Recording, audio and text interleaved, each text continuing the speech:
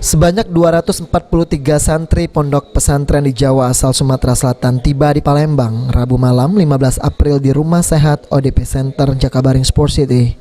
Ratusan santri tersebut melakukan perjalanan darat dengan menggunakan bus. Satu persatu santri asal Sumsel tersebut melakukan rapid test, diperiksa suhu tubuhnya, dan hasilnya seluruh negatif dan dipersilakan pulang ke daerahnya masing-masing di Sumatera Selatan.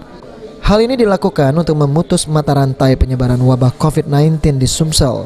Para santri ini sengaja dibawa ke Rumah Sehat ODP Center di Jakabaring Sport City dengan tujuan pemeriksaan dan isolasi mengingat mereka berasal dari daerah yang terkena pandemik COVID-19.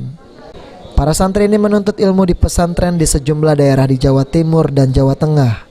Pemprov Sumsel pada dasarnya tidak melarang warganya mudik ke Sumsel, namun jika harus pulang ke Palembang maka warga tersebut harus menjadi ODP atau orang dalam pemantauan dan wajib menjalani isolasi di ODP Center Jakabaring Sport City.